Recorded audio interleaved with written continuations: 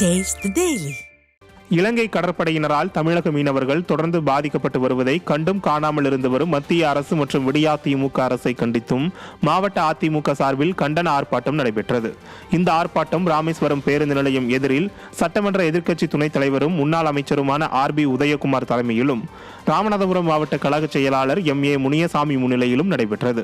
இதில் முன்னாள் அமைச்சர்கள் அன்வர் ராஜா, மணிகண்டன், முன்னாள் சட்டமன்ற உறுப்பினர்கள் சதன் பிரபாகர், முத்தையா மாணிக்கம், கழக நிர்வாகிகள் மற்றும் மீனவர்கள் பங்கேற்றனர். அப்போது இலங்கை கடற்படையின் அத்துமீறல், உயிரிழந்த மீனவரின் குடும்பத்தில் ஒருவருக்கு அரசு வேலை வழங்க வலியுறுத்தியும் மீனவர்களை கண்டுகொள்ளாமல் இருக்கும் மத்திய அரசு மற்றும் விடியா அரசை கண்டித்து கோஷமிட்டனர். இலங்கைக்கு தரை வார்த்து மீனவர்களின் வாழ்வாதாரத்தை நாசமாக்கிய விடியா திமுக அரசை கண்டித்து அண்ணா திமுகவின் ஆர்ப்பாட்டம்.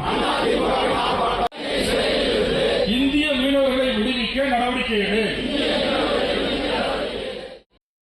மீனவ சமுதாயத்தின் உரிமை குரலாக அனைத்து இந்திய அண்ணா திராவிட முன்னேற்ற கழகம் புரட்சி தமிழர் ஐயா எடப்பாடி அவருடைய வழி நின்று இங்கே நீதி கேட்டு போராட்டம் நடத்தி இருக்கின்றோம். இந்த மீனவர் உயிரிழப்பு என்பது ஒரு தொடர் சம்பவமாக இருக்கிறது. எப்பொழுதெல்லாம் திமுக ஆட்சி பொறுப்புக்கு வருகிறதோ அப்பொழுதெல்லாம் மீனவர்கள் உயிர் பறிக்கிற சம்பவம் இன்றைக்கு நாதியத்தவர்களாக மீனவர் சமுதாயம் இருக்கிறார்கள். இதற்கு இந்த அரசு பொறுப்பேற்பதற்கு வலியுறுத்தி அவர்களுக்கு பாதுகாப்பு அளிக்க வேண்டும் என்பதற்கான இந்த போராட்டம்.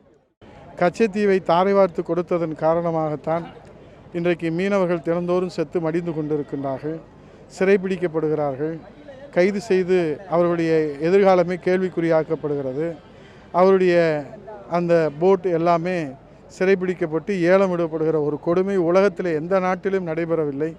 அது தமிழக மீனவர்களுக்கு மட்டுமே இப்படி நடைபெறுவதை கண்டும் காணாமல் வேடிக்கை பார்க்கிற இந்த கையாளாகாத திமுக அரசும் இன்றைக்கு மத்திய அரசை கண்டித்து இந்த போராட்டம்